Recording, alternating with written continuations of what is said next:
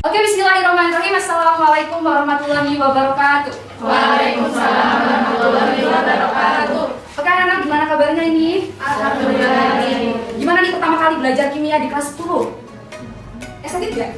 Excited. Penasaran gak sama kimia? Penasaran. Biar kalian gak mikir di kimia itu susah, terus kimia itu menyebalkan gitu ya. Kayak kimia itu sih yang berhubungan dengan bahan-bahan yang berbahaya. Nah di sini kita akan memperkenalkan nih kimia yang menyenangkan, kimia yang ramah lingkungan. Kira-kira tahu nggak kita akan belajar apa?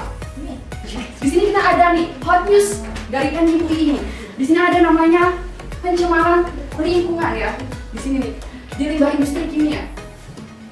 Nah di sini kan nih ada dampaknya nih, laut-lautnya jadi sungai-sungainya itu jadi tercemar oleh lingkungan kan, oleh apa ya, bahan-bahan kimia gitu.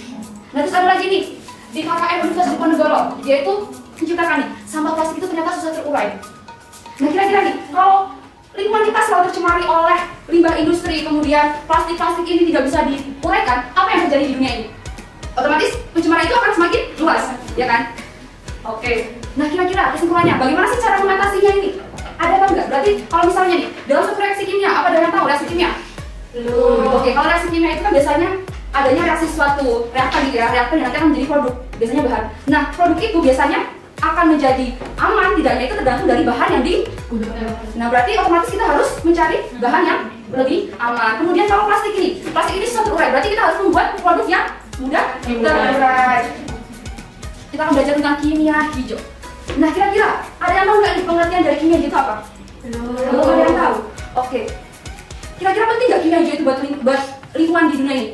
Penting ya, karena kita selama ini kan mengenalnya kimia itu mencemari lingkungan, terus bahan-bahannya itu nggak bisa diuraikan. Tentunya plastik kan udah banyak banget kan limbah-limbah yang mana di laut itu, kayak misalnya turis-turis di Bali seringkali menemukan tumpukan sampah plastik gitu kan. Nah kita akan lanjut nih, apa sih pengertian kimia hijau itu apa? Berarti kalau tadi kan kita harusnya merancang bahan yang digunakan tuh aman, kemudian yang mudah terurai. Berarti kalau kita melihat dari clue tadi itu, definisi kimia hijau itu apa sih? Ada yang tahu nggak?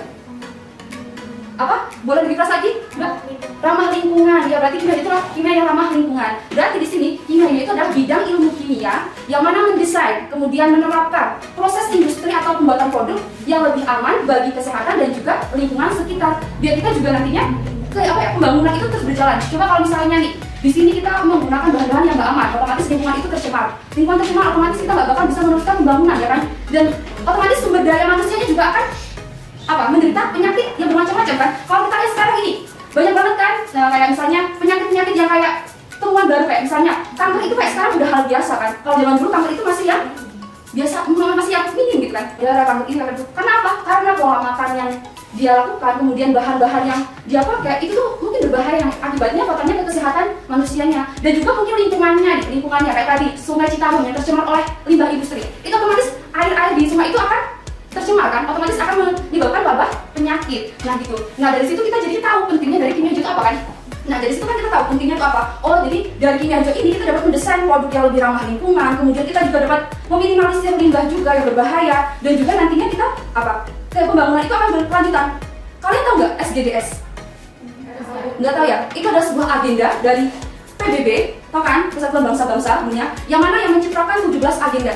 Nah salah satunya adalah menciptakan lingkungan hidup yang lebih baik lagi agar pembangunan terus berkelanjutan gitu. Nah di sini dalam menerapkan kimia hijau itu ada 12 prinsip kimia hijau kan. Nah di sini 12 prinsipnya.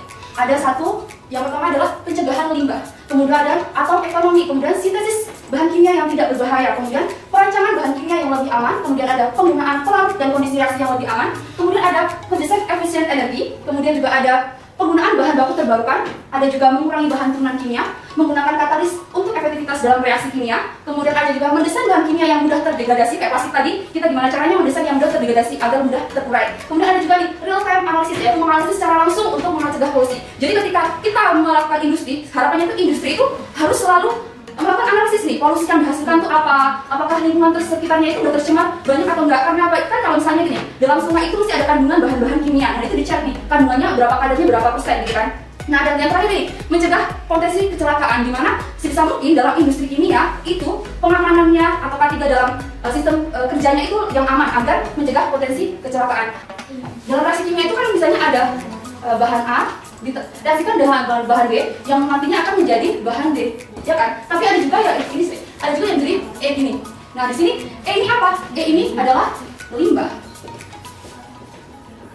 Nah, sebisa mungkin dalam reaksi kimia ini tidak terjadinya limbah. Bayangkan kalau misalnya dalam setiap reaksi ini terjadi limbah, otomatis di muka bumi ini akan tercemar dengan limbah.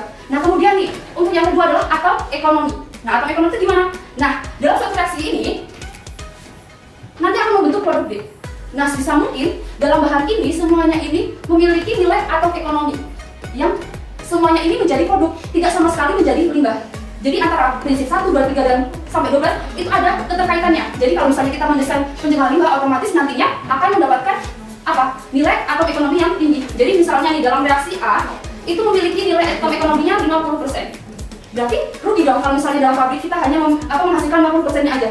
Otomatis bisa mungkin itu menghasilkan 100% menjadi produk, tidak sama sekali menghasilkan limbah.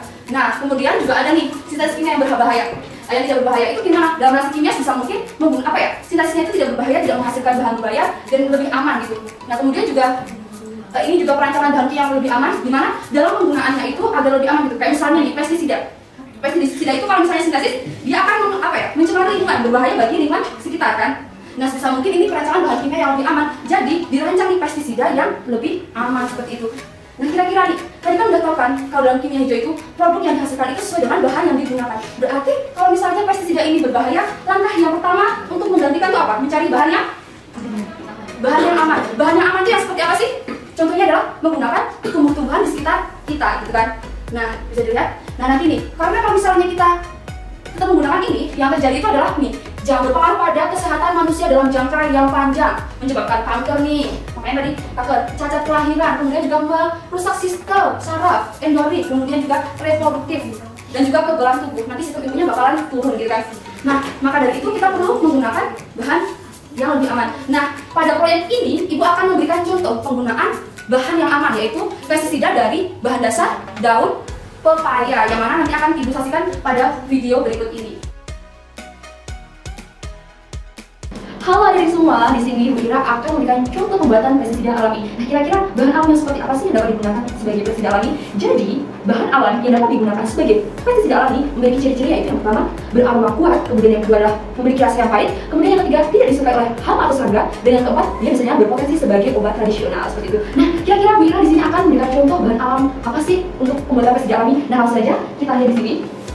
Nah, bahan alam yang digunakan dalam pembuatan pestisida alami kali ini yaitu daun pepaya.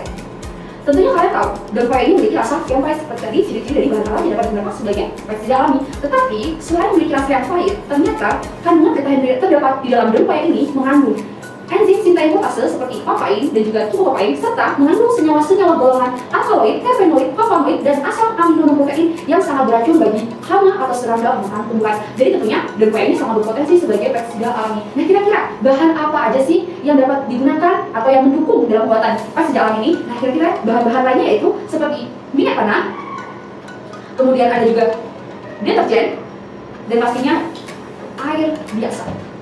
Kira-kira bagaimana sih cara pembuatannya? Oke, cara pembuatannya yaitu kita blender terlebih dahulu daun pepaya. Kita mulai dari setengah dulu ya, karena kita blender dulu nih sampai halus. Tapi mungkin kalau mau lebih halus menggunakan blender yang biasa ya. Nah, ini udah berarti blender sudah. Kita tuangkan ke dalam gelas blender ini. Tapi kalian mungkin kalau misalnya menggunakan jumlah yang banyak, kalian bisa menggunakan tempat yang lebih banyak, karena Ibu ini hanya memberikan contoh. Jadi Ibu mulai ya. Jadi seperti ini. Nah, setelah ini kita berikan minyak tanah, kiranya hanya 1 sendok saja.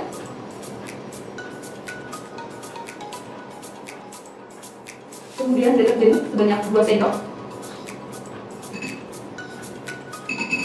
Kemudian kita aduk dengan pengaduk dan diamkan selama 1 malam.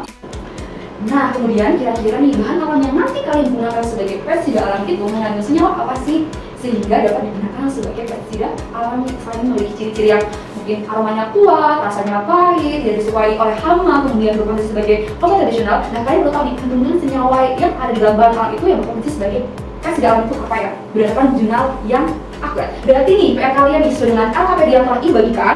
Yang pertama, cari bahan alam yang berpotensi sebagai pestisida alami. Kemudian jangan lupa identifikasikan mengapa bahan alam tersebut dapat digunakan sebagai pestisida alami, mungkin mengandung senyawa seperti daun pepaya tadi atau lain sebagainya. Kemudian jangan lupa nih penerapan prinsip kimia hijau apa saja sih? Mungkin yang pertama, kedua, ketiga, dan jangan lupa jelaskan alasannya mengapa sih bisa menerapkan prinsip pertama, mungkin kedua atau ketiga, dan yang ketiga pastinya mendukung agenda pembangunan 2030 yang keberapa sih? Mungkin yang ke-6, ke-4, atau yang keberapa?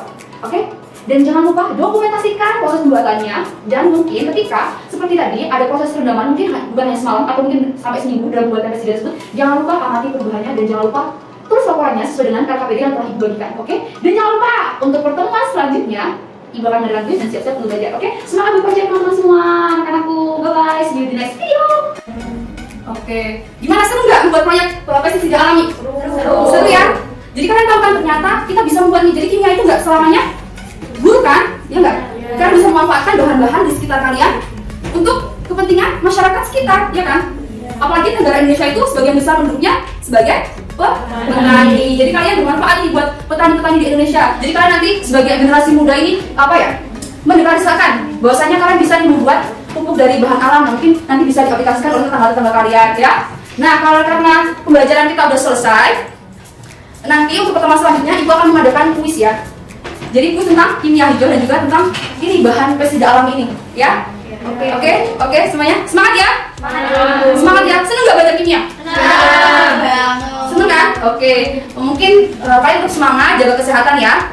Dan mungkin cukup sekian dari Ibu, kurang lebihnya Ibu mohon maaf. Wassalamualaikum warahmatullahi wabarakatuh. Waalaikumsalam.